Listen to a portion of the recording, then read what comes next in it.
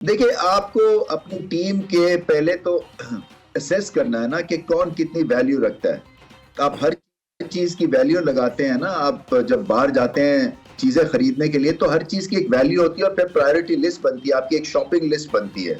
चाहे वो पीएसएल हो, आईपीएल हो जाए, ये लीग्स की एक शॉपिंग लिस्ट बनती है ना। उसमें फिर इंपॉर्टेंस के हिसाब से और कॉम्बिनेशन के हिसाब से आप प्लेयर्स को लेके आते हैं। तो इसी तरह से आपकी जो नेशनल टीम है उसकी भी एक प्रायोरिटी लिस्ट है, आपके मैच विनर्स कौन है। अमित भाई, आज वर्ल्ड कप का एक one of the best game अब फिर दोबारा देखने को मिला और कल भी एक शानदार मुकाबला देखने को मिला।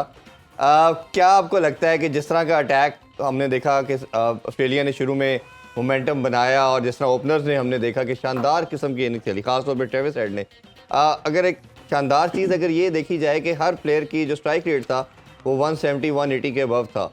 मैक्सवेल की इनिंग्स देखें, ट्रेविस हेड की देखें, वार्नर की देखें और ख़ासतौर पे जो पैट कमिंस ने आके फिनिश किया, कैसे देखते हो? और ख़ासतौर पे फिर जब चेस की बारी आई तो रविंद्रा ने जो एक इनिंग्स खेली वो भी एक आउटस्टैंडिंग थी। कैसे मुकाबले को देखते हैं आज के?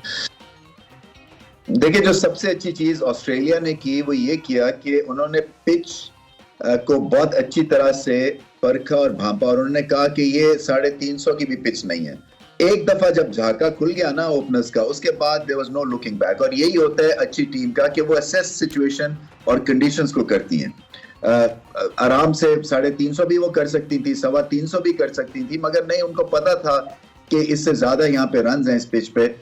और कम बैक किया खैर न्यूजीलैंड ने, क्योंकि 200 तो कर दिया था उन्होंने ऑलमोस्ट 20 ओवर्स में। उसके बाद कम बैक किया और फिर मुकाबला तो बहुत ही जानदार हुआ। देखिए, ट्रेविस हेड जो हैं ये इंजर्ड हैं, इंजरी के बाद आते हैं ना, कोई प्रैक्टिस मैच खेलते हैं और सीधा ऐसा लगता है कि जैसे कभी गए नहीं थे। तो ये होती है आपकी डेडिकेशन और ये होता है टैलेंट। और इसकी खातिर पूरा उन्होंने स्क्वाड रोका हुआ था ऑस्ट्रेलिया ने। कुछ और स्पिनर उनको जरूरत नहीं थी क्योंकि उनको पता था कि ट्रेविस हेड को लेके आएंगे और ये डिफरेंस पैदा करेंगे और एग्जैक्टली ऐसा हुआ। सो मैं यही कहता हूं कि जो अच्छी टीम्स होती है ना, उनको ये भी उनसे सीखना चाहिए कि सिलेक्शन के पॉइंट ऑफ व्यू से किसकी खातिर वो सेक्रीफाइस देने को तैयार है, किसको वो लिफ्ट नहीं कराएंगे, कहाँ पे जल्दी छुरी फेरते हैं, कहाँ पे टाइम देते हैं और जेन्युइन तरह से अपनी टीम को बेस्ट बनाने की कोशिश करते हैं। सो ये स्किल लेवल के अलावा भी जो बाकी चीजें हैं ना, इससे भी पाकिस्तान खास तौर पे बहुत कुछ सीख सकता है। अच्छा अमित भाई, एक ओपनर के हवाले से अगर बात करें तो जिस तरह हमने बड़ी बात की कि फ़खर को चांस देना चाहिए या रिजवान को ओपनर खिलाना चाहिए, हमारा अनफॉर्चुनेटली कल्चर का ये पार्ट है, अगर कोई सेंचुरी कर देता है तो वो रिटन ऑन द वॉल है कि 6 महीने उसकी जगह पक्की, टीम में भी और उसका स्लॉट की भी। और आप ये देखें कि मिचेल मार्श ने 2 मैच पहले सेंचुरी लगाई थी, उन्होंने उसकी जगह रिप्लेस करके ट्रेविस हेड को दिया और उसने भी सेंचुरी की।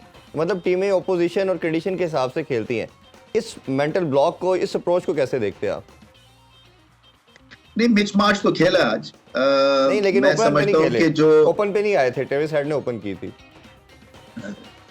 हाँ, तो वो असल में उनकी वो पोजीशन भी नहीं थी और आज बहुत बुझे बुझे से खेले मिच मार्श। इनफैक्ट उन्होंने जो मोमेंटम तोड़ा वो मिच मार्श ने तोड़ा उनका आगे, क्योंकि बहुत ज्यादा बॉल्स वो कंज्यूम कर गए थे। नहीं तो ये तो 400 सवा 400 स्कोर कर जाते। देखिए, आपको अपनी टीम के पहले तो असेस करना है ना कि कौन कितनी वैल्यू रखता है। आप हर चीज की वैल्यू लगाते हैं ना, आप जब बाहर जाते हैं चीजें खरीदने के लिए तो हर चीज की एक वैल्यू होती है और फिर प्रायोरिटी लिस्ट बनती है, आपकी एक शॉपिंग लिस्ट बनती है।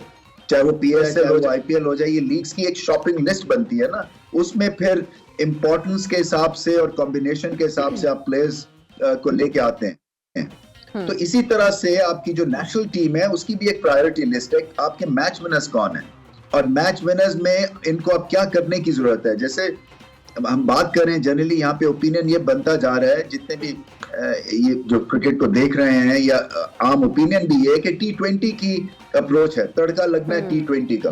तो अब ये जो एक गैप था ना 50 ओवर्स और T20 का, वो इसलिए खत्म हो गया क्योंकि ओडीआई तो कोई खेलता ही नहीं है आजकल, सिर्फ वर्ल्ड कप्स में खेलेंगे।